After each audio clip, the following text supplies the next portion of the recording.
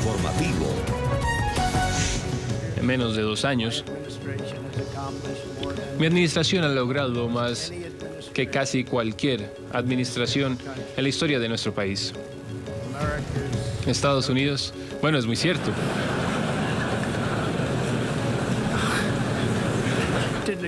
No esperaba esa reacción, pero está bien.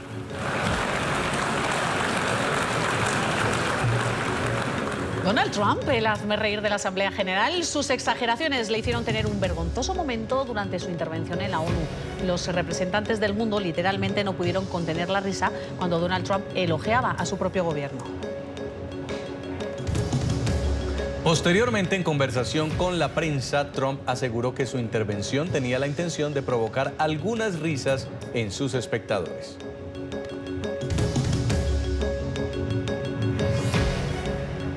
Hola, buenas, ¿qué tal? Bienvenidos a este informativo aquí en NTN 24, el canal de las Américas. Soy Eva Rey, un placer estar acompañándolos junto a Jason Calderón. Jason, buenas noches. ¿Qué tal, Eva? Buenas noches a todos. Estaremos durante la próxima hora con una actualización de noticias. Comenzamos con otros titulares de la jornada.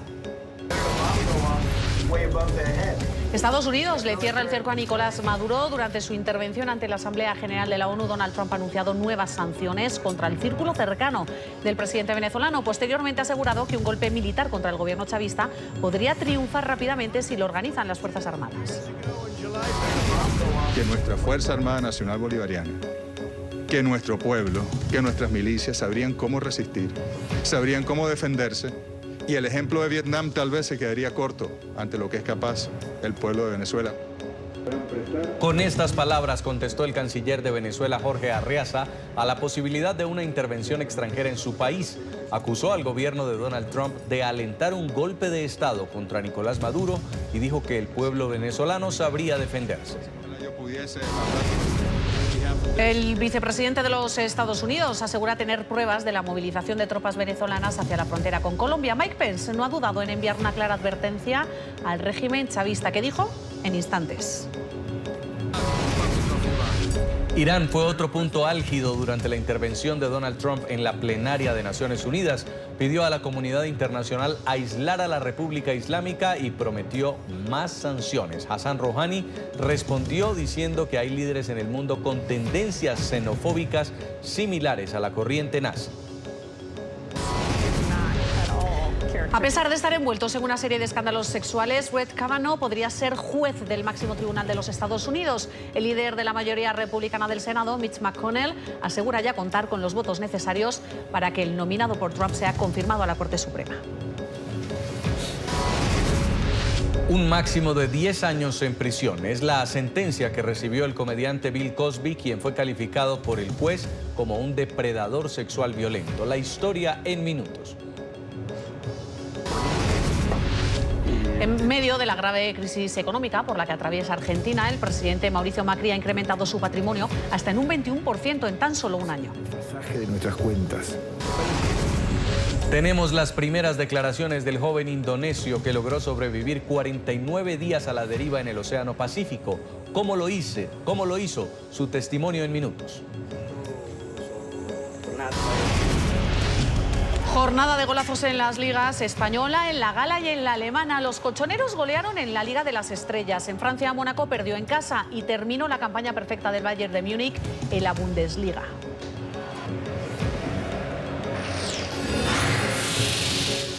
Comienza el informativo con Eva Rey y Jason Calderón.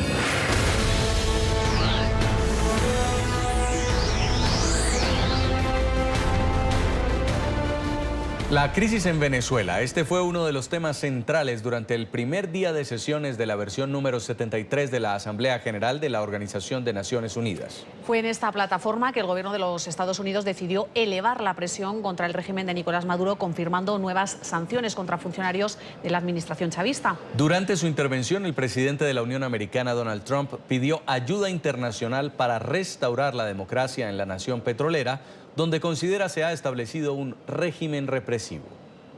El día de hoy estamos anunciando sanciones adicionales en contra del régimen opresor, haciendo blanco en el círculo cercano de Nicolás Maduro y también de todos sus colaboradores.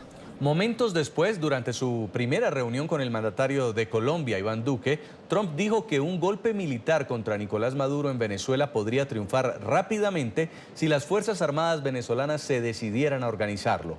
Eso fue lo que dijo a periodistas el mandatario estadounidense, mientras confirmaba que mantiene la opción militar sobre la mesa para solucionar la crisis humanitaria en el país suramericano. Bueno, eso es peligroso para su seguridad, es peligroso para la seguridad de su pueblo. Es un régimen que francamente puede ser acabado muy rápidamente si el ejército decide hacerlo. Ustedes vieron cómo su ejército corrió apenas oyeron una bomba sobre su cabeza. Ese ejército estaba corriendo a cubrirse. Eso no está bien. No creo que los Marines hubieran corrido. ¿Usted qué cree, General Kelly? ¿Hubieran corrido los Marines cuando oyen una bomba? El gobierno de Venezuela ha reaccionado a las declaraciones de Donald Trump. Primero, Nicolás Maduro se ha referido a las sanciones que hoy anunciaba el Departamento del Tesoro de los Estados Unidos contra su círculo cercano, incluida su esposa, Cilia Flores.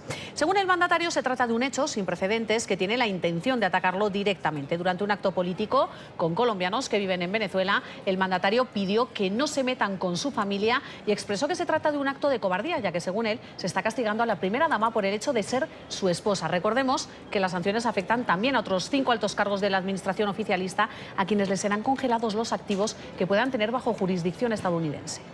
Hoy, el gobierno de Estados Unidos sacó un decreto de esos que ellos sacan, de sanciones, nada más y nada menos que contra la primera dama de Venezuela, Cilia Flores. Nunca se había visto algo así. Si ustedes quieren atacarme, atácanme a mí, pero no se metan con Cilia, no se metan con la familia, no sean cobardes. Hoy han sacado un decreto de sanciones contra Cilia.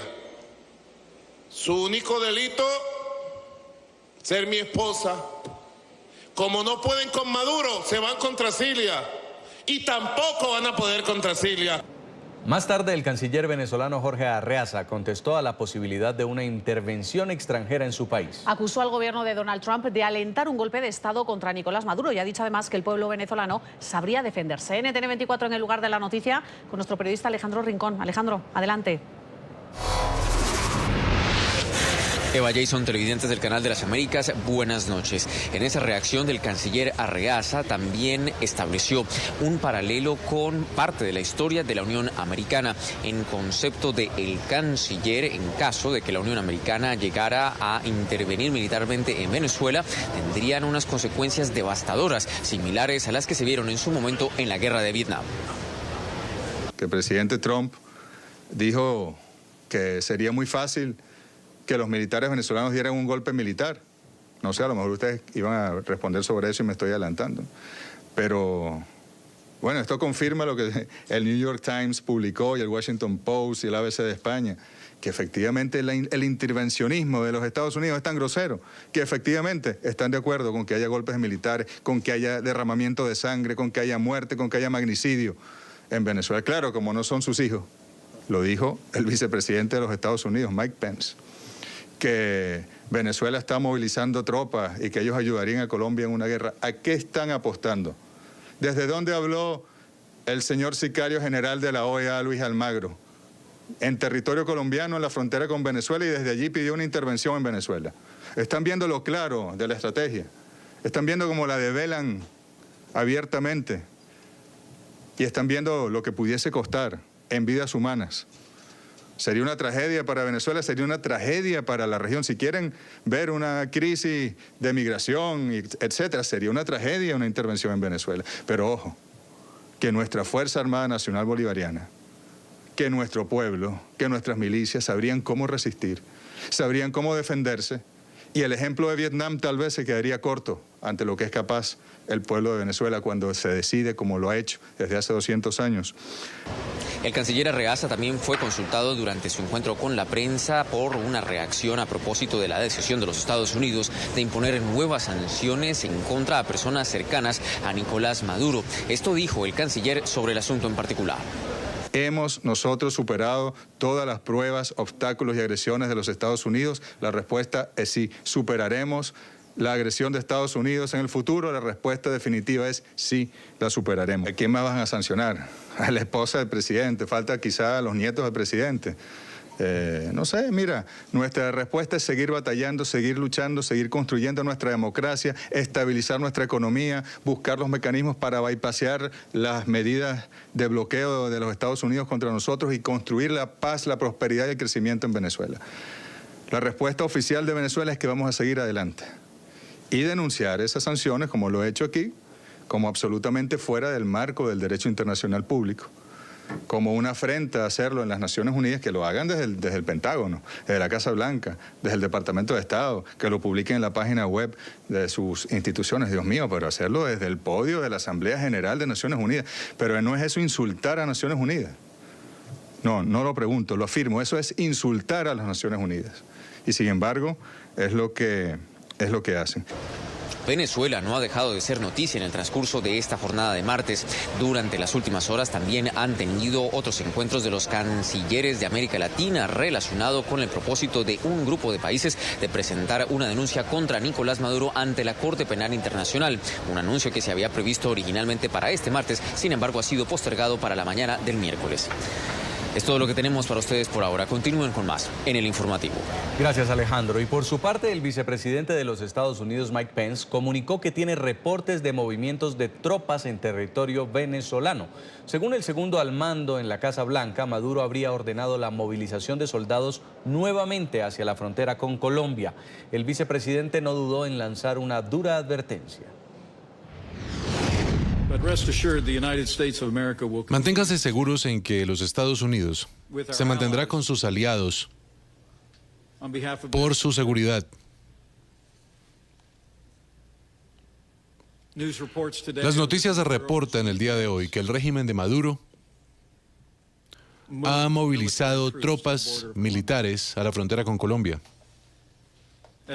como ya lo han hecho en el pasado, en lo que es un esfuerzo obvio de intimidación. Déjeme ser muy claro. Los Estados Unidos de América siempre va a estar con sus aliados para su seguridad. Y el régimen de Maduro haría bien en no poner a prueba la determinación del presidente de los Estados Unidos y del pueblo de los Estados Unidos con respecto a esto.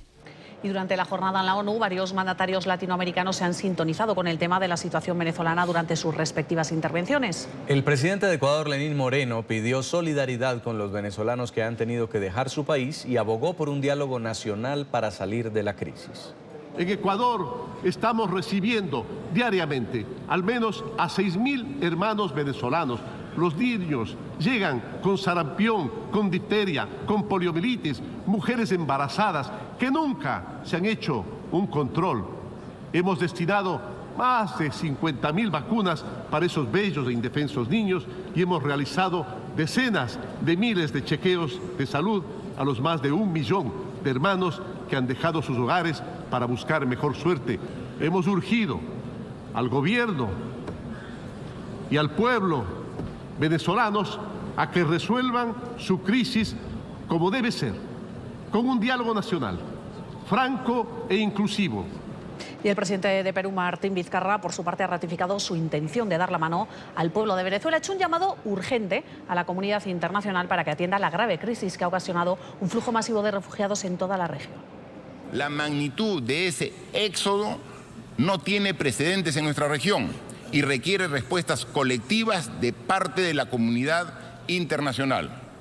Concluyo, señora presidenta, manifestando nuestra confianza en el potencial del multilateralismo, el derecho internacional y el principio de solución pacífica de controversias para hacer frente a los desafíos que enfrentamos, promover una paz y un desarrollo sostenible y garantizar los derechos humanos de nuestros ciudadanos. El Perú seguirá trabajando constructivamente en el ámbito de esta organización para hacer realidad los propósitos de su carta fundacional. El presidente de Brasil, Michel Temer, se despidió, pues era la última vez que se dirigía a la Asamblea General como presidente de Brasil. En 2 semanas, el pueblo brasileño irá a las urnas para elegir a su nuevo presidente. Temer destacó también la gran acogida que ha tenido su país con los venezolanos que huyen de su nación. En Sudamérica todo el mundo es consciente de que estamos experimentando actualmente una ola migratoria de grandes proporciones. Se estima que más de 1 millón de venezolanos han abandonado su país en busca de nuevas condiciones de vida. Brasil ha recibido a todos aquellos que han llegado a nuestro territorio. Hay decenas de miles de personas para quienes trataremos de ofrecer asistencia con la colaboración del Alto Comisionado de Naciones Unidas para los Refugiados. Trabajaremos juntos para construir refugios y mantenerlos de la mejor manera. Y el gobierno de los Estados Unidos ha pedido a la comunidad internacional aislar al régimen de Irán. Durante su intervención en la Asamblea General de la ONU, el presidente Donald Trump también ha abordado la tensa situación que mantiene su administración con la República Islámica. El mandatario anunció que a partir de noviembre entrarán en vigor nuevas sanciones contra este país y defendió una vez más la retirada de su país del acuerdo nuclear iraní. Pedimos a todas las naciones aislar al régimen iraní mientras continúen sus agresiones y que apoyen al pueblo de Irán. Sanciones adicionales entrarán en vigor el 5 de noviembre y más le seguirán. Estamos trabajando con países que importan crudo desde Irán para que corten sus compras de manera sustancial. Y el gobierno de Irán obviamente ha respondido inmediatamente a esta arremetida de los Estados Unidos. Desde el Foro de las Naciones Unidas, el presidente Hassan Rouhani ha criticado la postura de Washington, a la que ha calificado de hostil, y ha asegurado además que el enfoque de los Estados Unidos está condenado al fracaso. Durante su discurso ante la Asamblea General, el mandatario ha afirmado que la Unión Americana ha emprendido una guerra económica contra Irán al imponer sanciones unilaterales y ha aclarado que su país no va a negociar un acuerdo nuclear en medio de amenazas. El diálogo inicial comienza con el fin de las amenazas y las sanciones injustas que niegan los principios de la ética y el derecho internacional. Nuestra propuesta es clara. Compromiso por compromiso, violación por violación, amenaza por amenaza y paso por paso, en lugar de hablar por hablar. Lo que Irán dice es claro: no hay guerra, no hay sanciones, no hay amenazas, no hay bullying. Solo actuar de acuerdo con la ley y el cumplimiento de las obligaciones. En otras noticias, beneficiarios del estatus de protección temporal en Estados Unidos llegan a tocar las puertas en Washington. Tras 6 semanas recorriendo las ciudades de la Unión Americana en autobús, la Jornada por la Justicia de la Alianza Nacional del TPS busca un camino a la residencia permanente. Los más de 300.000 beneficiarios de este alivio migratorio se han reunido con decenas de congresistas para lograr así regularizar su situación migratoria una vez culmine su último periodo de renovación. Emiliana Molina, ella es periodista de NTN 24, tiene toda la información. Emiliana. Buenas noches. Desde Los Ángeles hasta Washington, D.C., el bus de la Jornada por la Justicia de la Alianza Nacional TPS llegó hasta la capital de Estados Unidos para continuar con su misión de abogar por el estatus de protección temporal. Este beneficio migratorio le otorga una estadía legal en el país y un permiso de trabajo a miles de inmigrantes. Y es que más de 273.000 niños nacidos en Estados Unidos tienen a un padre beneficiario del TPS. Y actualmente hay al menos 5 proyectos de ley estancados en el Congreso que podrían brindarle una solución a la situación de los tepecianos. Para impulsar las propuestas de ley a una solución permanente para la comunidad del TPS. Actualmente estamos apoyando la propuesta de la señora Nidia Velázquez, que es una congresista de Nueva York, y la del senador Chris Van Hollen, de acá de Maryland. Pues el objetivo fue eso, venirlos a visitar y hacerles ver a ellos, ¿no?, cuál es la situación de la comunidad tepeciana. Ya tienen 2 décadas de estar en el país, renovando permiso tras permiso. El argumento de estas familias es que la cancelación de TPS fue ilegal por tres argumentos. El primero es que es un acto de racismo, una violación del Equal Protections, de protecciones iguales.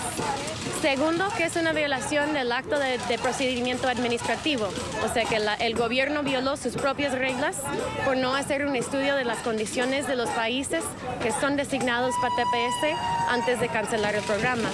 Y tercero, que es una violación de los derechos constitucionales de los hijos ciudadanos de los portadores de TPS. Que si los congresos no hacen nada, nosotros vamos a estar en la calle hasta que los escuchen. Y si el Congreso pasa una ley y el gobierno no la quiere firmar, nosotros vamos a seguir contra el gobierno en las calles, haciendo huelgas, uniendo más buses a la caravana. El 94% de los hombres y 82% de las mujeres que gozan de este beneficio migratorio trabajan en mano de obra. El 90% declaran impuestos y han aportado a la seguridad social por más de 15 años. Desde Washington, Emiliana Molina, regreso al Centro Internacional de Noticias. Gracias, Emiliana. Y los republicanos se muestran confiados en el caso del juez Brett Kavanaugh. Este jueves, el líder de la mayoría republicana del Senado, Mitch McConnell, dijo estar seguro de la victoria en la votación que daría al nominado por Donald Trump una posición vitalicia en la Corte Suprema de Estados Unidos. Kavanaugh ha sido señalado de acoso sexual por varias mujeres. El juez, por su parte, señaló que nunca ha agredido sexualmente a nadie. Incluso aseguró que durante su juventud se mantuvo virgen. McConnell dijo que una abogada ha sido contratada para ser la encargada de interrogar tanto a Kavanaugh como a su acusadora, Christine Blasey Ford, que testificarán el próximo jueves. Y a prisión, el ícono de la comedia Bill Cosby, un máximo de 10 años tras las rejas, va a pasar el actor tras ser condenado este martes en un tribunal en el estado de Pensilvania. Fue encontrado culpable de haber cometido abusos sexuales contra una mujer en el año 2004. El pasado mes de abril, un jurado lo acusó por penetración sin consentimiento, penetración mientras se está inconsciente y penetración tras el suministro de un estupefaciente. El juez calificó a Cosby como un depredador sexual violento. Cosby, de 81 años, tendrá que ingresar en prisión de forma inmediata y le fue negada toda posibilidad de fianza. La defensa de Bill Cosby calificó el juicio como el más racista y sexista en la historia de los Estados Unidos. Estas fueron las palabras de la abogada de la mujer que fue abusada por Bill Cosby. Tengo que decir algo sobre Andrea. Nosotros la hemos representado por casi 14 años. Ella es una persona increíble. Ella ha atravesado este proceso y muchos procesos con coraje y gracia. Y ella es una persona maravillosa. Nosotros hemos tenido la fortuna de representarla. Lo último que quiero decir es que para nosotros podemos cerrar este capítulo de nuestro libro de ficción. Hoy podemos hacerlo para otras víctimas que están haciendo su propio libro y se van a sentir libres de poder hacerlo. Es tiempo de una primera pausa en el informativo y al volver, el polémico aumento del patrimonio del presidente argentino en plena crisis económica. Ya regresamos con el informativo.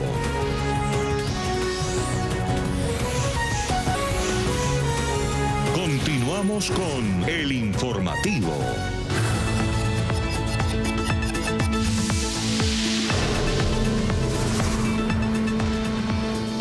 En Bolivia, la justicia ha negado la libertad al doctor Jerry Fernández, a quien una jueza habría condenado por la supuesta violación a un bebé, sabiendo que era inocente. Los jueces ratificaron la sentencia a 20 años de cárcel para el médico. Familiares se muestran desesperados y expresan indignación ante el sistema judicial del país. ¿Dónde puedo ir ahora, señor presidente? Señor hermano, ¿por dónde más voy a ir? Para si quiero ser papá. Tú eres el padre de Bolivia, ahora ¿dónde más he venido? ¿Dónde más voy a ir? La desesperación de una madre boliviana al ver que, aunque surgieron elementos que fortalecen la presunción de inocencia de su hijo, no se dio curso al pedido de libertad. El doctor Jerry Fernández está en la cárcel desde 2014, cuando se denunció la supuesta violación a un bebé de 8 meses. Este 2018 fue condenado a 20 años de cárcel. Sin embargo, el caso dio un giro total cuando se difundió una grabación de audio en la que Patricia Pacajes, la jueza que dictó la sentencia, revelaba que sabía de la inocencia del galeno, pero que existía presión para encontrar a un culpable. Pese a todo, el médico continuará recluido. Padre, Dios Todopoderoso, nomás voy a tener que gritar porque es justa la ley. La ley del hombre está mala, la ley del hombre está podrida. Ante este panorama, los cuestionamientos al sistema judicial no cesan. La Iglesia Católica se pronunció sobre el caso.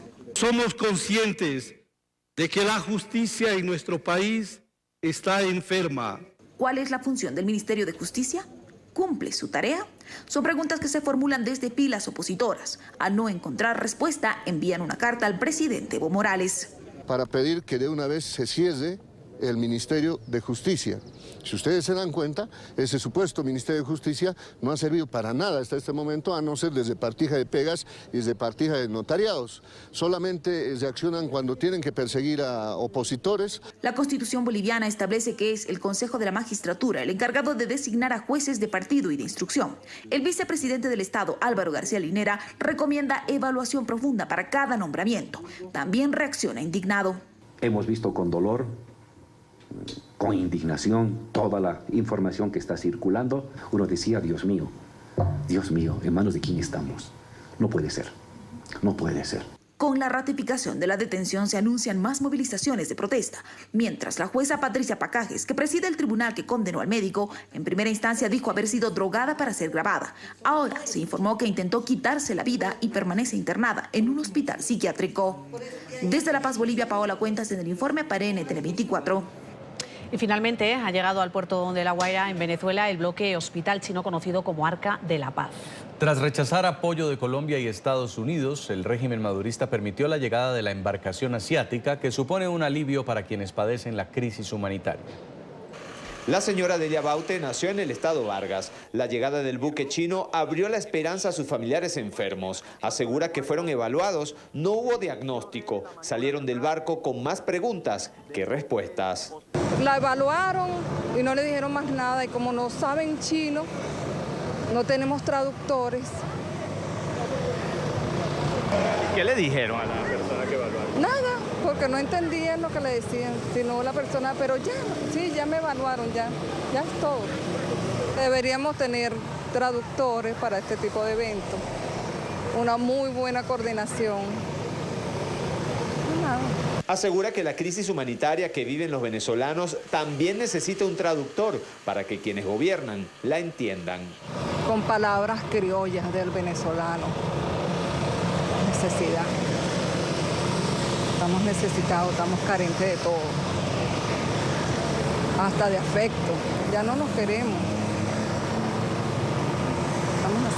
La señora Tomasa Arizone, a pesar de ser enfermera de un hospital en el estado Vargas, prefirió llevar a su señora madre al buque hospital chino. En el centro asistencial donde trabaja, los medicamentos no existen. Buscando alternativas en realidad, porque la tienen en los hospitales, pero no hay reactivo en los otros entes, por decirle sanidad, seguro no hay reactivo para esto, no hay reactivo para lo otro.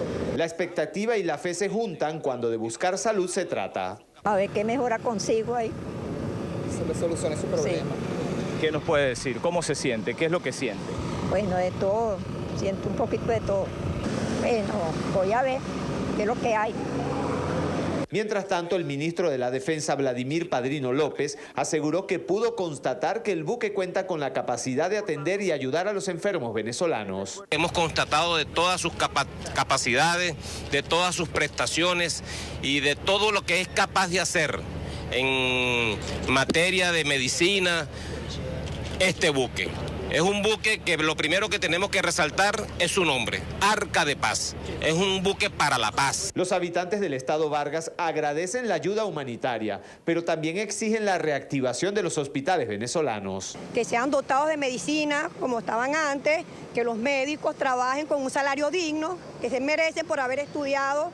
El llamado de los varguenses al gobierno de Nicolás Maduro es a dotar los hospitales con equipos, insumos médicos y medicinas. De lo contrario, consideran que Venezuela seguirá sumergida en una crisis humanitaria. En Caracas, soy Oliver Fernández, NTN 24. Día clave en Chile de cara al fallo que va a emitir la Corte Internacional de Justicia con sede en La Haya por la demanda marítima boliviana el próximo 1 de octubre. El presidente Sebastián Piñera sostuvo reuniones en el Palacio de la Moneda con expresidentes y parlamentarios para abordar los diferentes escenarios que podría enfrentar la nación tras la sentencia. El mandatario recibió el apoyo de todos los sectores políticos. A primera hora de este martes, el presidente chileno Sebastián Piñera recibió en la sede de gobierno a los expresidentes Eduardo Frei y Ricardo Lagos para abordar la sentencia sobre la demanda marítima boliviana que se conocerá el próximo lunes. Lo que nosotros pedimos a esta altura es una cosa muy simple, que el fallo se atenga a los tratados internacionales. Aquí hay dos tratados que son fundamentales, el Tratado de 1904 y el Tratado de 1929 con Perú.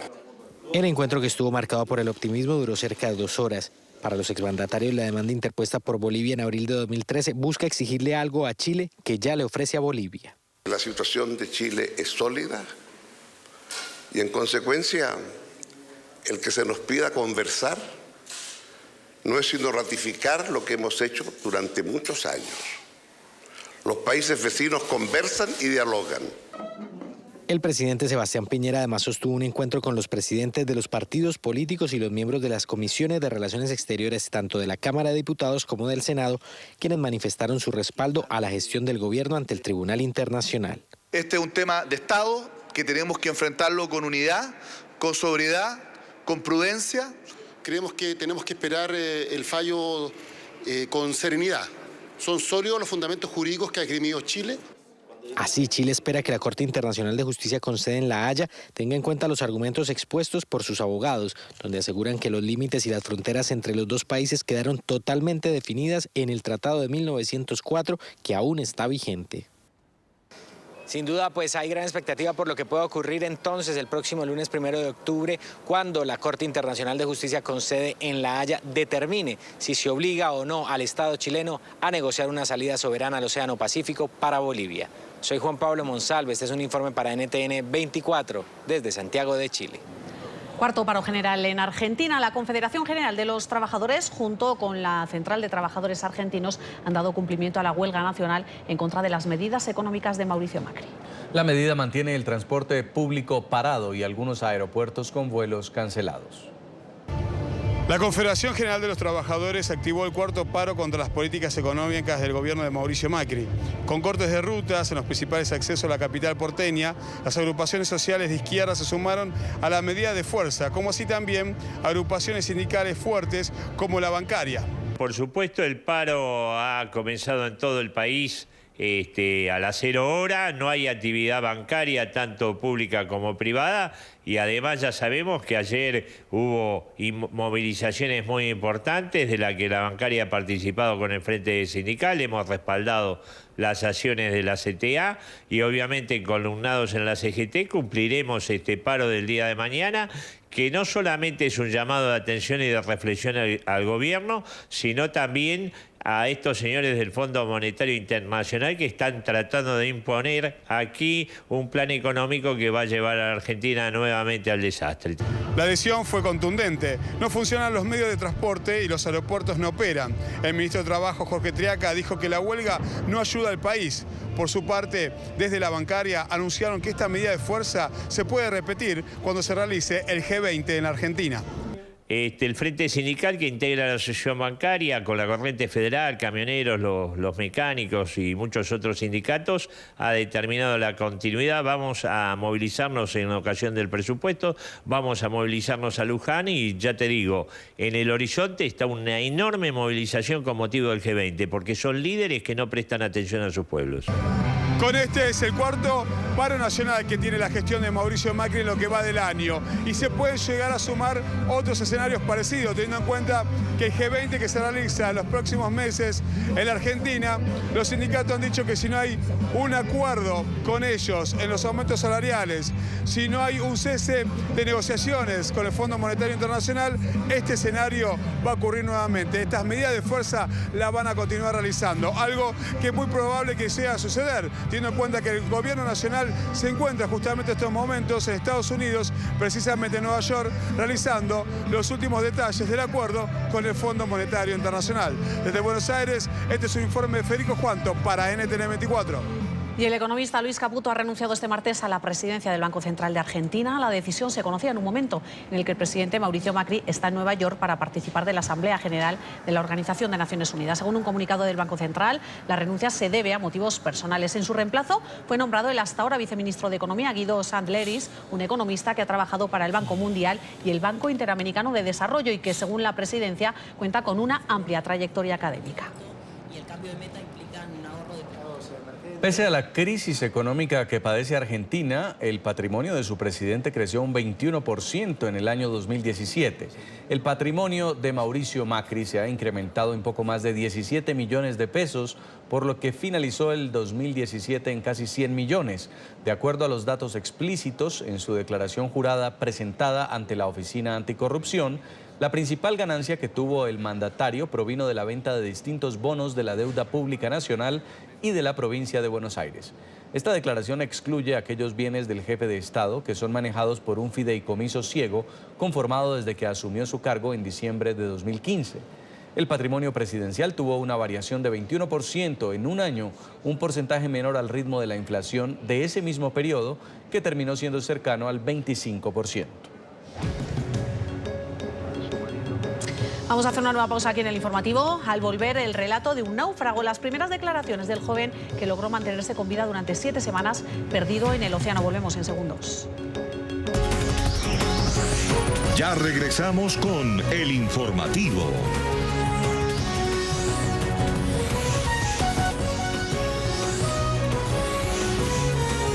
Continuamos con el informativo.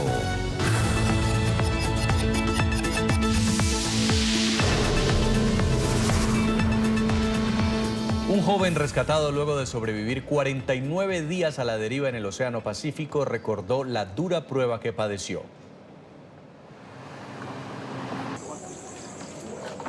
Aldi Nobel Adilán, de 19 años, habló sobre cómo fue sacar agua de mar para filtrarla con su camisa, leer la Biblia y cantar canciones espirituales para mantenerse con vida durante 49 días antes de ser encontrado en aguas de la isla de Guam.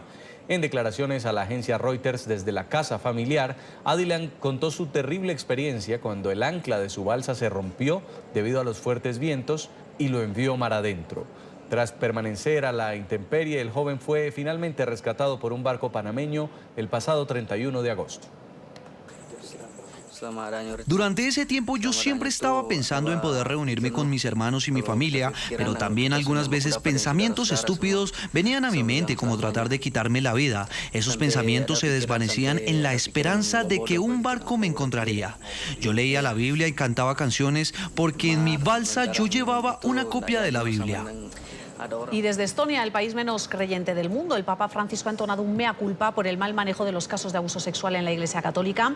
Desde la Plaza Central, el pontífice aceptó la indignación de la juventud alrededor del mundo por los escándalos y la omisión de responsabilidades por jerarcas de la institución. En medio de graves escándalos en Chile, Estados Unidos y ahora Alemania, el Papa ha asegurado que lo que busca es construir una comunidad sin miedo y sin divisiones. El pontífice terminaba su gira por los países bálticos en Estonia, un país que cuenta tan solo con una población católica de 4.500 personas, el 0,4% de la población. Son algunas de las quejas de los jóvenes y queremos responderlas. Y como ustedes quieren, queremos ser una iglesia transparente, amena, honesta, comunicativa y accesible y alegre, una comunidad que interactúa. Es una comunidad sin miedo. El miedo nos detiene. Continuará en la política, pero en otro país. Es Manuel Valls, quien fuera el primer ministro de Francia. Ahora anunció que se presentará como candidato a la alcaldía de la ciudad de Barcelona, en España, en las elecciones municipales de 2019. Valls, que también es diputado en la Asamblea Nacional Francesa, cuenta con la doble nacionalidad, pues nació en Barcelona en 1962.